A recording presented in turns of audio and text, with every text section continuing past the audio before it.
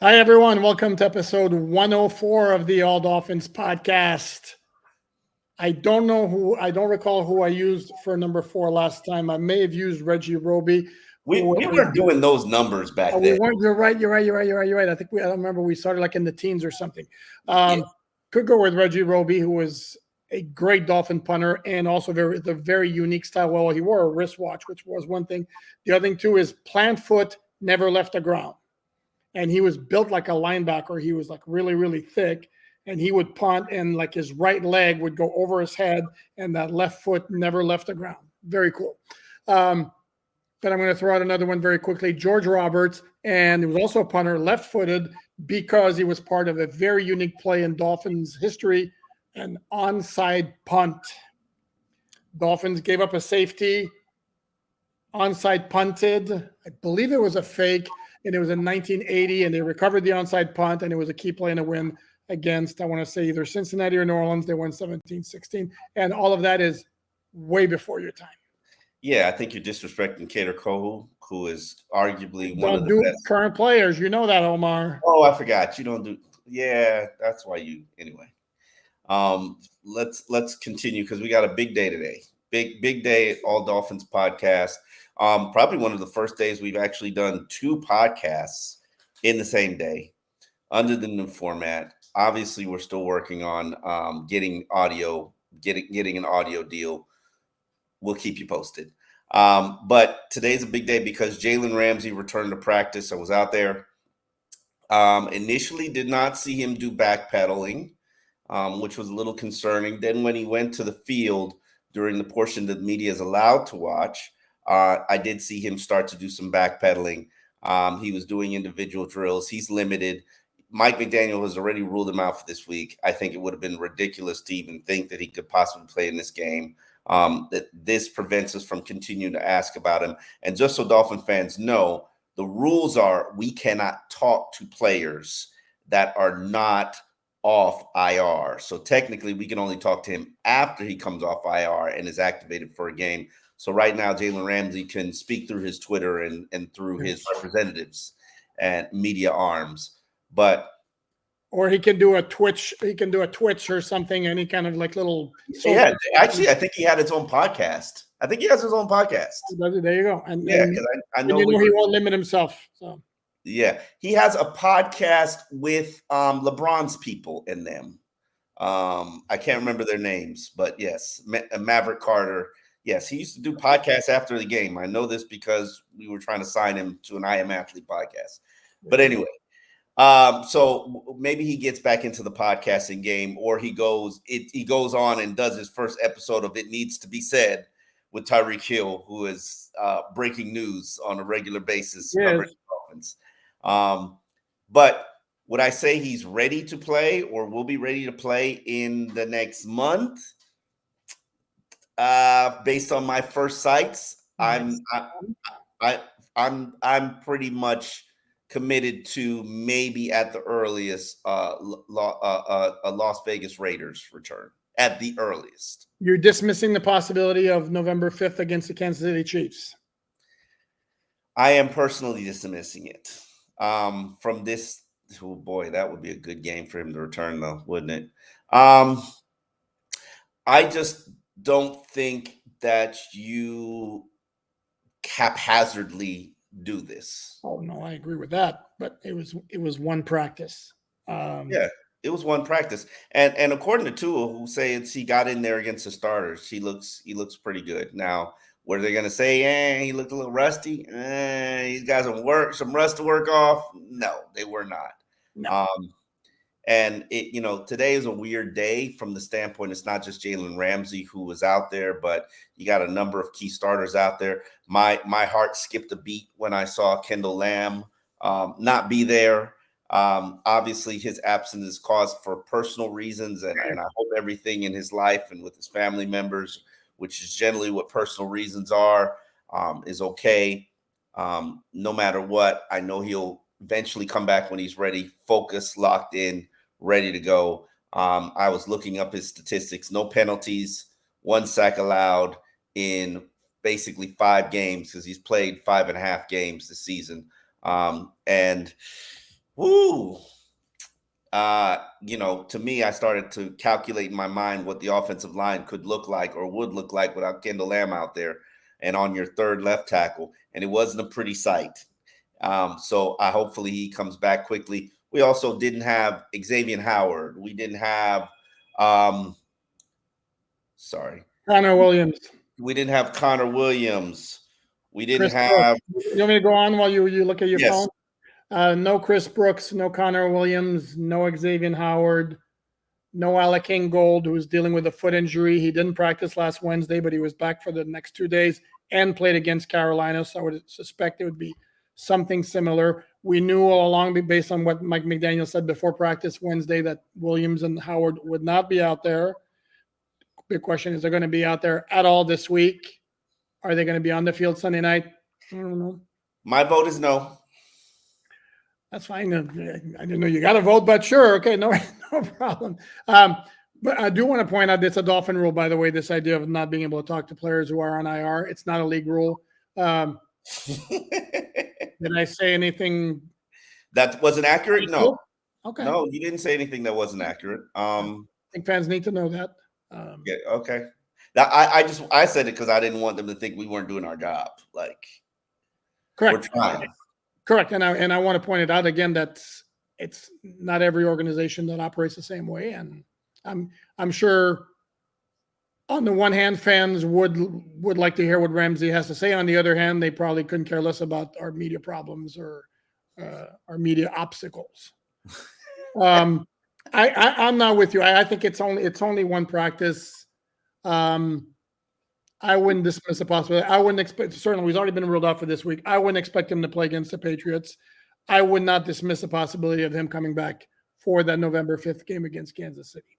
And once he has 3 full weeks of practice, the following week they have to activate him regardless, unless they're, knock on wood, there's like some kind of major setback and then he has to stay on IR the whole year. But nobody's actually thinking about that in those terms. One guy that has to give you some movement this week is Nick Needham. I don't think it has to be by Sunday. I believe it has to be by Wednesday. He is working at cornerback this now. So obviously there's a need there this week. Would you feel comfortable with Nick Needham returning to action and playing cornerback in a game where you might be having to go without Xavier Howard? As an outside cornerback, no, I'm not. I think I've already told you. Yeah. Sorry, I've already told you this. I don't think Nick Needham as an outside cornerback is necessarily a major upgrade over Eli Apple. So you're putting Cater outside and keeping Nick inside? I guess that's one way that you could do it. I also think Cater's a better slot corner than he is an outside corner. Okay. But the question becomes, okay. Let me align my thoughts with yours so that we can understand that there's no confusion. You think Cater is the better nickel cornerback, yes. But you're going to move Cater, the better nickel cornerback, to the outside because you feel he's a better outside cornerback. With wow! Well. So you're just like, he's better and better than Nick Needham? Yeah. How dare you? Not superstar. Not superstar. I said it. Nick Needham has won the Dolphins games. Name me the game that Cater Kohu has won. And this is no Cater Kohu disrespect. Name me the game that Nick Needham won. He had a pick six against New Orleans when half the team was missing. Indiana, his rookie season. Own it. You must be not feeling good. That was the game he got the name superstar for. What? Because he had one pick. Stephen Parker also had a pick in that game. It wasn't just Needham. Yes, Stephen Parker. He sealed the game. Okay, Noah Benogany sealed the game against the Steelers last year. You're going to give him the nickname superstar? Did he not? How dare you? How dare you put Needham and Benogany in the same sentence? Yes, I did. I just did. How dare you? Because I think you're massively overreacting to one pick. I think Nick Needham is a solid complementary piece for the secondary, but he's a depth guy. He's not.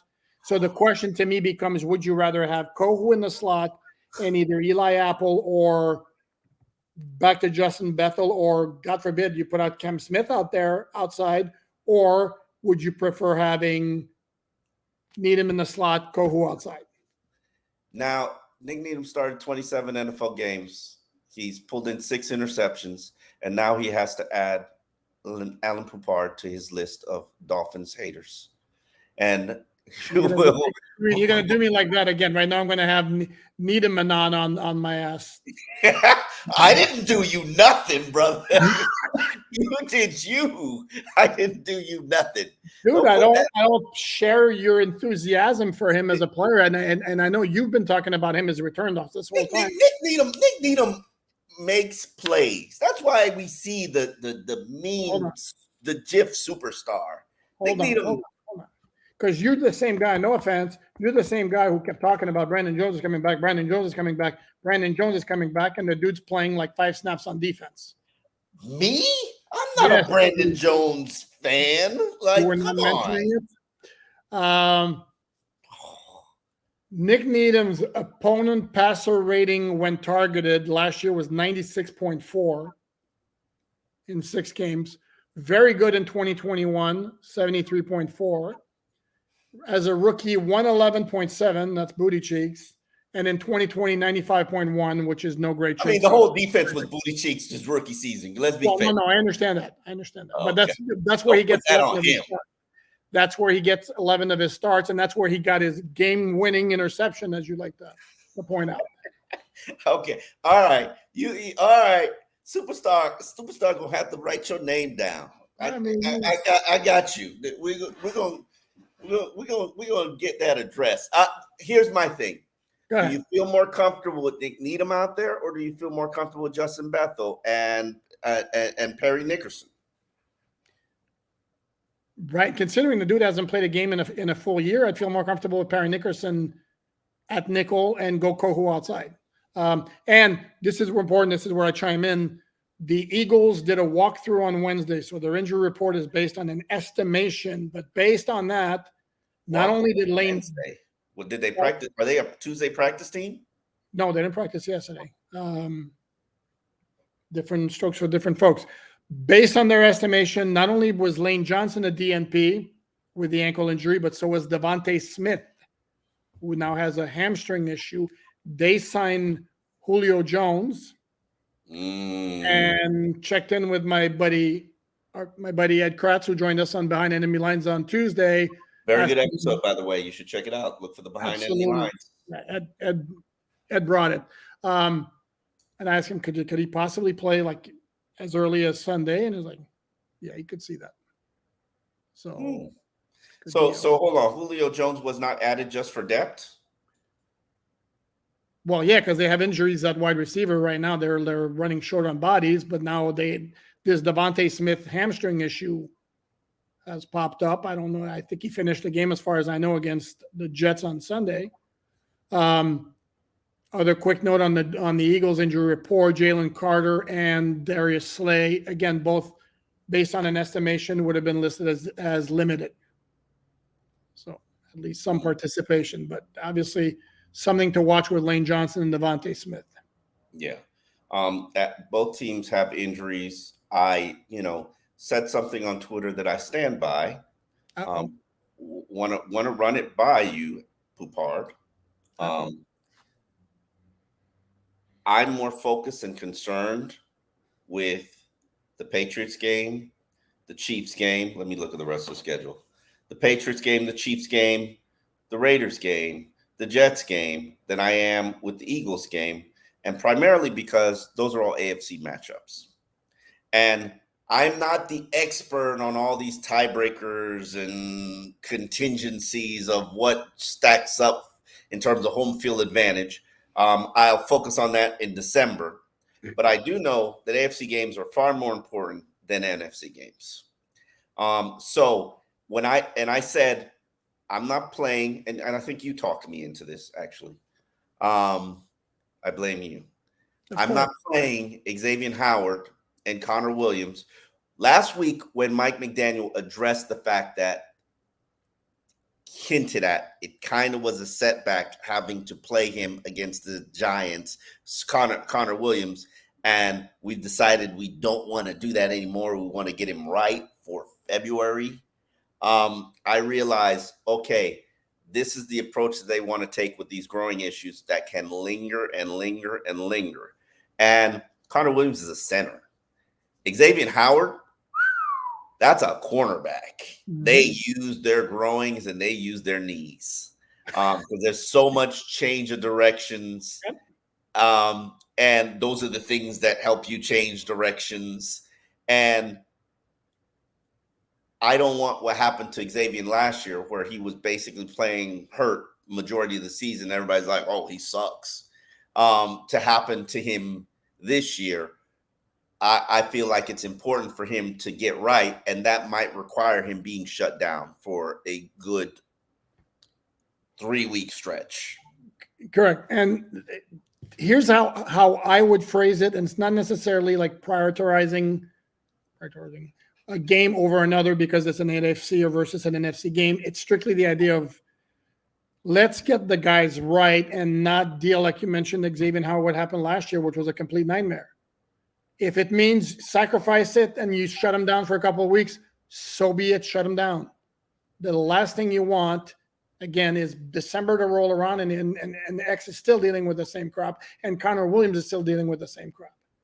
Let's address it now. And clearly, yeah, if you look at the next couple of games, the KC game is going to be huge because as it stands right now, you could be looking at the two best teams in the AFC with the Dolphins and the Chiefs. And that game can whoever wins that game. Sorry?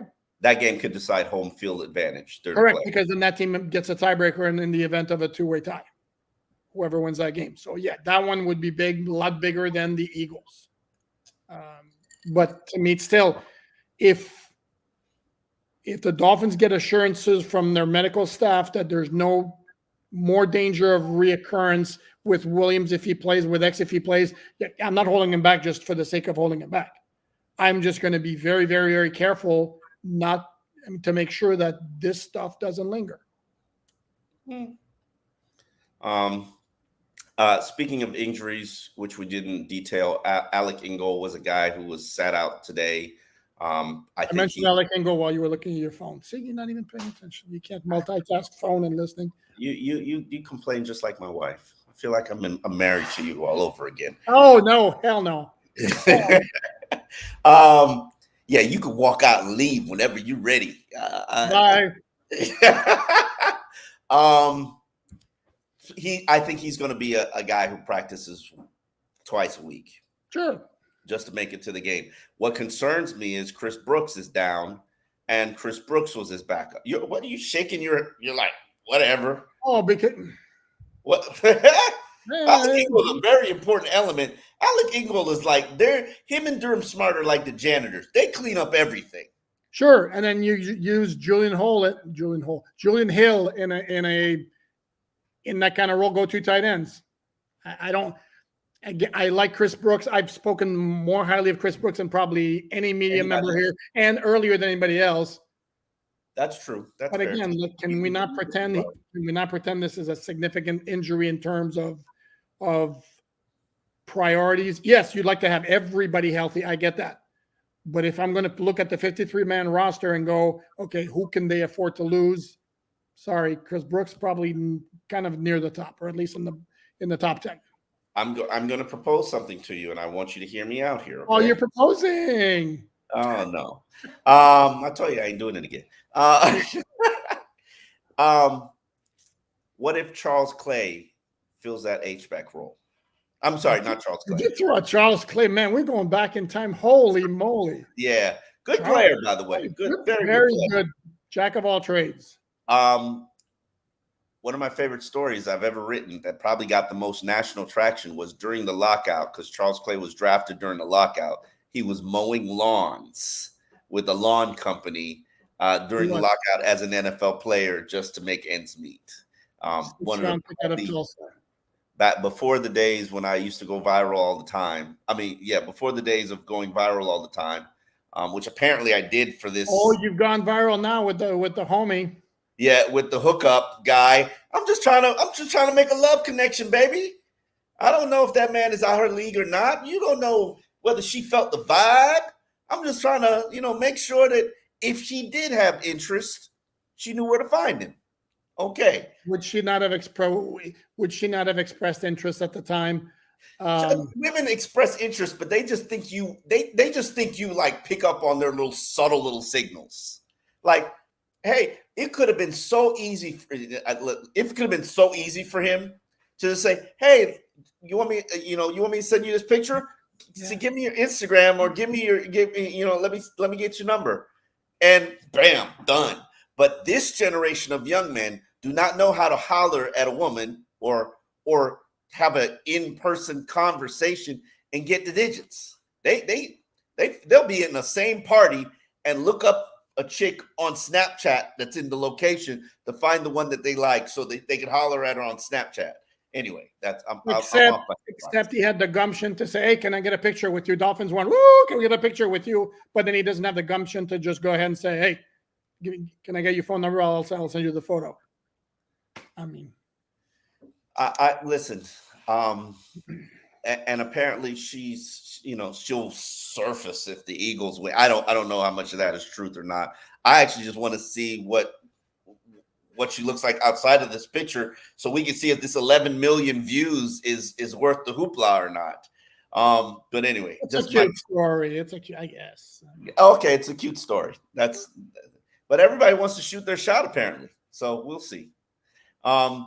What were we talking about before I got on? Charles Clay's story.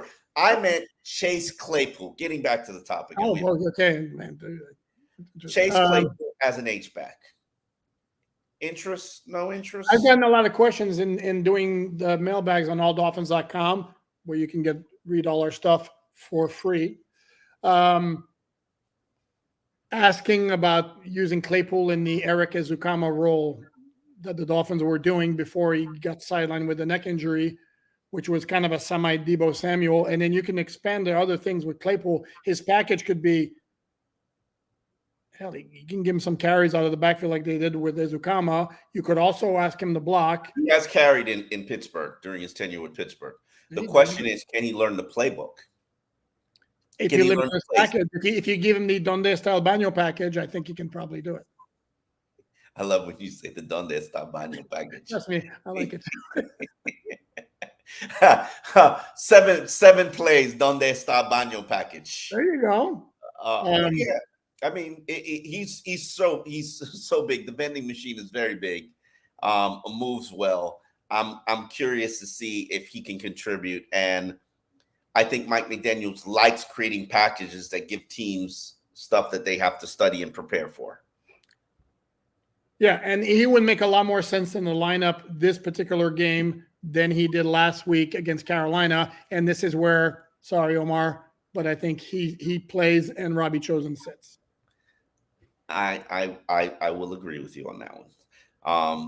But also Chase Claypool is battling, I believe it's a knee injury. Yeah, but he was listed as a full participant. They had three guys who were Jalen Phillips with his oblique was listed as a full participant. That's good news. Mm-hmm. And the third one was Jeff Wilson Jr., which would seem to indicate he's going to get activated. I still maintain Brooks is going to wind up on IR. Yes, I agree with you. And also, I asked Mike McDaniel today, because we heard he's doing great. He's doing great. He's really well. He's looking well. And then he's downgraded and not active.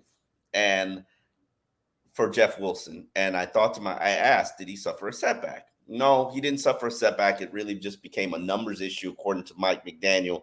And he likes when guys get hungrier for chomping at the bit for their opportunity. And as I said last week, I felt it was fair to give Salvon Ahmed an opportunity to redeem himself and get a chance to cement himself in this offense in the Devon Achane role, because those were his roles before. Yeah. Actually, they were Mostert's roles, and then they became Achane's roles. They were Mostert's roles, then they became Savon's roles, then they became Achane's roles, because I believe Raheem is playing Jeff Wilson's role. You understand what I'm saying? You follow me? You connecting the dots? Well, except they're doing pretty much everything outside, so I don't know that. Yeah, but I think it's interesting to see how they use Jeff Wilson Jr. if they're going to have him run a little bit more inside than they've been doing. If you most play right now, Raheem is being that inside runner, and Gaskin, Whoa. Ahmed is doing the gadget rolls. Gaskins with the Rams now, by the way. Oh, is They he? signed him off the Vikings practice squad because they're getting injuries all over the place at running back. So good for Miles winding up on somebody's 53. I've always liked him and respected him and his work. I agree. Good kid. Type of player who'll have a good long NFL career because he's dependable. He's not gonna hard worker and all that, and knows his place. So. Mm-hmm. Speaking of Mostert, which is where we should mention he won AFC Offensive Player of the Week, and I dug up an interesting stat. Last time the Dolphins had 3 different offensive players win that award in the same season. 1984. Close, 1994. Dan Marino, Bernie Parmalee, and Mark Ingram. They had 3 Offensive Player of the Week winners in 2016. Actually, they had 4, but J.J. won it 3 times and Matt Moore won it once. But this was the first time with 3 different players. Of course, 2 in week 1, Devon Achane in week 3, and Raheem Mostert in for this week. And very cool nugget by our friend Brett with the Dolphins. First time since 2018, I think it was, or 17, 2 running backs from the same team win Offensive Player of the Week in the same season from the same team, and it was the Steelers with D'Angelo Williams and Le'Veon Bell back then. Okay, I can see that. All right. Stuff. I'm proud of Raheem, and I heard him talking today about going for the NFL record of 31 touchdowns, which is not out of the realm of possibilities, especially at the rate that he's churning and how they trust him in the red zone, and the fact that he continues to break big runs. I think it's probably a little bit of a stretch, especially when you're in the backfield that's going to share. But I love the fact that this guy believes he's way better than what he's shown. And right now, I'm kind of rooting for him to be 1,000-yard rusher in the NFL, because I think it's something that he hasn't done. He's come close, and he's deserving of it. So let's make sure that he gets his 500, and I'm doing quick math, 71 yards. 571. Yeah, I saw a very cool stat today. Do you know the Dolphins have had a 100-yard rusher every week since week 1? That's pretty crazy. Oh, 571 yards. They've got what, 11 games to play? Ooh, boy, that's easy. That's 52 yards a game. Well, yeah, one would think if he stays healthy, right? Yeah. 891's our last year. Yeah, and then Raheem's such a good guy too. And very, very easy to root for him. But 30, and I did the math. His current pace is 31, and that's a crazy pace because he's got 11 touchdowns in 6 games. That's a crazy, crazy pace, and I think it's a lot more likely that Tyreek's going to get 2,000 yards than Mostert gets 31 touchdowns. Oh, Tyreek's definitely getting 2,000 yards unless he gets injured, and as he says, the cheetah doesn't get injured. Cheetah doesn't get hurt. Cheetah gets cramps. Cheetah doesn't get hurt. Yeah. Cheetahs are sprinters. They're not long striders. They're not marathon runners. Raheem did reveal something that I had always been wondering about this Dolphins team. What might that be? The celebrations are thought up, and there's a think tank during the walkthrough on Wednesday. Celebrations must be finalized by Friday's walkthrough. Okay. And everybody... Is there a celebration committee? There is a celebration committee. And named them Tyreek, Jalen, Robert Hunt is on there. Some of the backs are in there. And also Tua Tagovailoa is part of the celebration committee. And Tua came up with last week's Remember the Titans celebration. That was good. Yep, that was good. I still don't remember the Remember the Titans celebration in terms of what part of the movie that was in. No clue. But the fact that Tua Tagovailoa came up with it, That's phenomenal. And I believe he came up with the line dance too. I'm not going to call it a conga because it wasn't really a conga dance. Yeah, I remember which one you're talking about. Yeah, how would we describe that? I don't even know. It was like a stepping line dance, but like fraternity stepping, not necessarily like it definitely wasn't conga. But so they're obviously working on their celebration for this one, and the whole point of it is to keep them unique and keep the fun going. And as we all know, Mike McDaniels totally supports it. Yeah, as long as they take care of their work and it's just something they do on the side, no problem with it. And don't create any penalties, because I know you're a stickler for that. Yeah, when they play a good team, like against the Eagles on Sunday night, yeah, let's not have a taunting penalty against the Giants or Carolina. Yeah, no problem. Speaking of Tua, the interesting matchup with Jalen Hurts, and it's actually interesting because saw the transcript of Hurts' press conference today, and he is reserved. Like whereas Tua is outgoing, he was buttoned up, having fun, letting loose a little bit, and just the personality just keeps developing or coming through more and more every year. Jalen Hurts is like, whoa. I mean, he is like very serious, down to business. But interesting matchup we have going there. I think it's an uncomfortable week because you're kind of continuously reminding him of something that was ultra painful in his life, which was losing his starting job and being benched for Tua winning a national championship, even though he was fully in support of Tua and fully in support of the team. Let's not pretend like it didn't hurt. Oh, absolutely. But no, that's his MO. That's what I've been told. He's just a very no nonsense. Will not say anything. Just goes about his business and all that. Whereas Tua will let loose a little bit and sometimes have fun with the media, and which is a lot more enjoyable than having to deal with the opposite. Definitely. Tua's not buttoned up and so candid and so honest. It's quite refreshing to me, and I enjoy it. No, and it's ever since Mike McDaniel got to Miami that it was such a burden lifted off his shoulder to lose his old friend Brian Flores. Yeah, today he got through. He talked about the autonomy he's being given in the offense to sort of kind of call his plays or call his shots or change the routes and like this, like that. And he also talked about it because one of the things that I've noticed when you're watching the all 22 and you're watching the film stuff, Tua's really good at, and I don't know if I've ever seen a quarterback this good. And I know people will be like, give me a laundry list of quarterbacks who do it, but will misdirect a safety with his eyes, or he controls safeties with his eyes. And part of it is because Tua throws to spots, not receivers. A lot of quarterbacks throw to spots, and and yes, I'm gonna do it. Yes, I'm gonna do it, dude. As part of the pattern, you throw to a spot, and yes, a lot. And I get this, by the way. And I'm gonna mention something after the fact that I think Tua does extraordinarily well that I've never said before, but big props, about as well as I've seen any Dolphin quarterback do.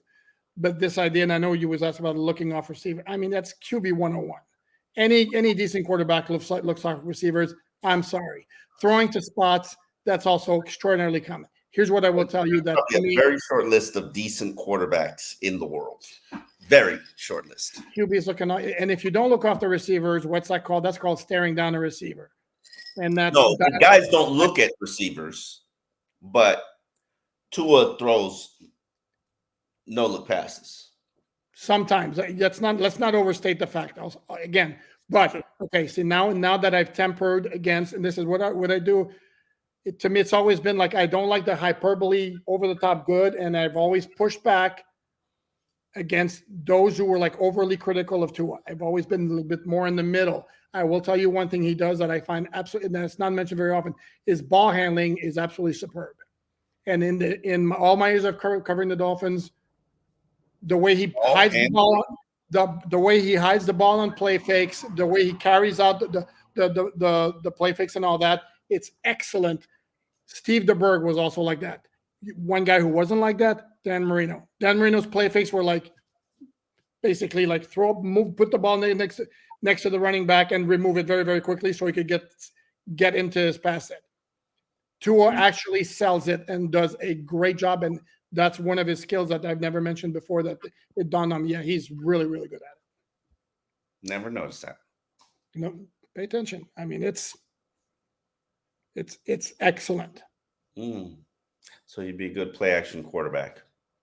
The great play action quarterback. Okay. Let's that Mike McDaniel had a very interesting moment during his press conference today, because our colleague Joe Shad from the Palm Beach Post basically said a conversation that people might be having is whether any quarterback can run. Can I stop you for a second? Because that's what I thought I heard. I thought I heard the term any quarterback. The transcript, the official transcript says many quarterbacks. Was it? Didn't Joe say? Okay, many. Okay. Many quarterbacks can run this offense and put up 100 ratings and top of the, and I think that it's a fair discussion to have, because people who do not have respect for Purdy and with the 49ers, or do not have respect for Jimmy Garoppolo, will say, well, look at those numbers. Those guys have ridiculous numbers, and they're not disrespectful. It's completely fair. Huh? It's completely fair. And Mike McDaniel said, as the question was being asked in a bit of a wordy fashion, kind of setting up the scenario, and I think it's kind of gets to the root of something that a lot of people are discussing: who's at the root of the success the Dolphins are having, whether it's Mike McDaniel and his play calling, whether it's Tyreek Hill and the fact that he scares to death everybody on defense, or speed of the offense.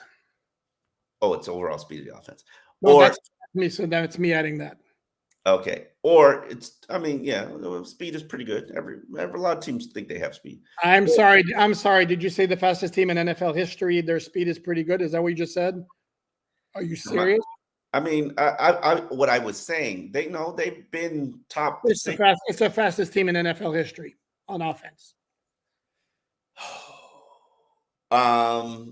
I can't have them in duper race, so I can't like them in the Marx Brothers. First of all, Duper was a sprinter. That's one. Clayton wasn't anywhere near Waddle or Hill. And then on top, then you go to your third receiver, Nat Moore, who was a very, very good receiver, was not a burner like those guys. And then you add Mostert and Achan at running back. Okay. All right. Anyway, go ahead. Okay. Tyreek Hill and Hardman that just got traded back to Kansas City. Name me two running backs who were as fast as Mostert and Achan. Okay, touche. Again, it's the whole body of thing. I mean, they literally have the fastest wide receiver in the NFL in Tyreek Hill. They have the fastest running back in the NFL in Achan. I think they have the two fastest running backs in the NFL. Okay, and Waddle is what, top 5 in terms of speed? No, I think he's like 13th. Right. But you're going with the next gen stats for fastest this year. Yeah. What do your eyeballs tell you? You've seen other wide receivers in the NFL when he gets in the open field, he's up there. Okay. But go back to what I was saying in terms of what Mike McDaniel was answering and addressing. And I liked his answer, but I more than anything, I love the fact that he said at hearing the question, he wants to push over the podium.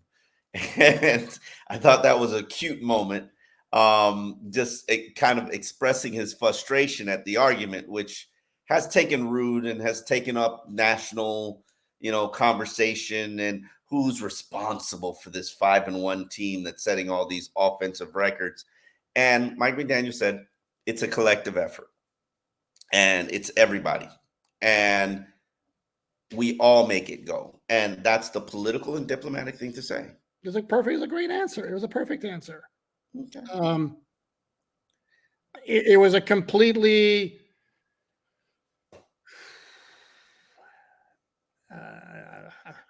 again, what else would we have expected McDaniel to say? Be honest. Let's be honest. Somebody came at me on Twitter like, "Oh, I show that answer to Pupar." Like, again, what else would we expect him to say? We would have expected him to say, "I have the MVP of the NFL at quarterback, and he's the guy that makes it all go." And so now, are you suggesting that he refuses to put it all on Tua, and then now that he wants to put it all on the team? No. He's a coach. He's going to put it all on the team. Okay. So to me, again, it's exactly what he needed to say. And again, God forbid something happens to QB1 and then QB2's in the game. He's going to be asked, are you confident that the offense is going to be operating at the same level? What do you think he's going to say? Yeah, it's good. He's not going to say we lost our trigger man, the guy who makes it go, so now it's going to be tough. We'll try our best, but it's going to be tough. I mean, we shall see eventually, because at some point this team is going to be forced to play without all of their array of weapons, and we'll see if there's some sort of maybe not. Yeah, maybe they get lucky. We'll see. I mean, somebody had asked me, I think it was in a mailbag before the season started. I'm like, this could be the year Tua doesn't miss a game. Of course, if you want to get $50 million, you can't miss a game. Well, not only that, but again, he said there have been some fluky incidents. Number one, number two, he's taking care of his body. And then number three, you don't think McDaniel and Darrell Bevel have pounded into him since the end of last season. If there's nothing there, chuck the ball. Don't play hero. And there was a play. Two instances come to mind this year. Tre'Davious White came in with a free shot. He chucked the ball away instead of trying to get around him. Not that Tre'Davious White, I think, really could hurt him. But in any case, he didn't take the unnecessary hit. There was a play against Carolina, that one play where both Austin Jackson and Kendall Lamb got kind of pushed back, and he had two rushers coming in, and he didn't try to hang on to the ball and make something happen. When it wasn't there, he just threw the ball out of bounds. Perfect. To me, that's more significant than the jiu-jitsu classes that he took. Because I think, tell me I'm wrong, I think last year, the year before, he might have hung onto the ball, tried to scramble around the onrushing defensive lineman, and who knows if he gets grabbed and gets thrown around. So I think both of them are very important. There's a jiu-jitsu roll that we see at the end of a hit. You mean don't slam your head directly back? I mean, no. You don't see quarterbacks doing somersault rolls in NFL games. You don't. He's done it multiple times. Don't disrespect the jiu-jitsu now. Okay. Do not. I have to pay attention to other quarterbacks because I've seen what people are talking about. First of all, they're not Matt Milano shoves. Number one, and number two, seems kind of pretty logical to me that if you're falling backwards and you can control it, turn your body a little bit sideways so you're not banging your head back. Practice. It's centrifugal force. It's a science. Centrifugal force or something like that. I don't know the word. Okay. We had a world champion jiu-jitsu fighter on the WQAM pregame show, and he explained a lot of it to us. And he said at first he didn't think it could work. And truthfully speaking, he talked to his trainer, and the trainer was like, absolutely, slap him around. Absolutely, it could work, just because you're using your force and motion to continue that motion as opposed to it coming to a complete halt. Like, you got to shift your head and tilt your body and whatever direction you're headed, and you got to work on it. And Tua says he's going to work on it all season. To me, that's logical. And then again, it's like I think I equated it to you before a few months back. It's kind of the same as a hockey player who is absorbing a body check. And if you see it coming, there's a way to brace yourself to where it's not as a major of an impact as it normally would be. And that's kind of, to me, the same thing. But to me, more significant is he's not put himself in position where somebody can grab him and toss him to the ground, like what happened against Green Bay, for example, or against Cincinnati last year. And that's why, to me, that incompletion against Carolina last week might have been one of the most positive plays for him, because it showed he's learning. Yeah. And you've got him on an alldolphins.com story as the front runner again, back for MVP. If you go check out alldolphins.com, I have a column about looking at every position and trade scenarios that could possibly help the Dolphins.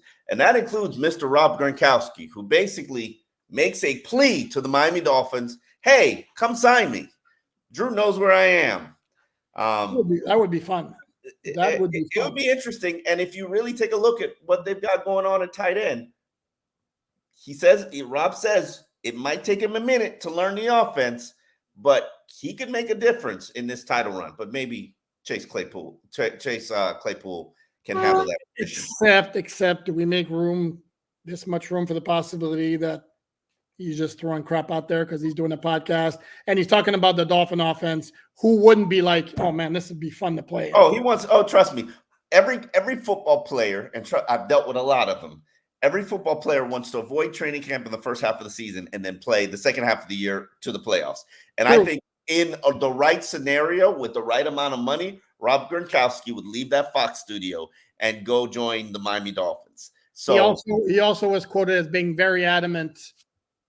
I don't know when it was that I'm done. I am totally done. So it would, dude. I would love it for it to happen. It would be completely cool. I've heard that many times from Rob Gronkowski, and I don't think he's a great fit for this offense because I think Rob Gronkowski is quite stiff right now, unless he's done a lot of Pilates and yoga during his time off from the NFL. I'm intrigued, and I also propose 2 linebackers. They happen to be playing for the same team, and I think that one. Don't reveal the names. This is you can go find it on alldolphins.com. And if you're on Twitter, these Twitter streets, you could just search #AllDolphins, and you can find all our written work and all our podcasts there. But on that note, we're going to call it a wrap.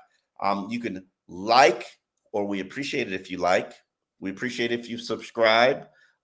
We appreciate you sharing the podcast on maybe your social media platform so that somebody else can discover it.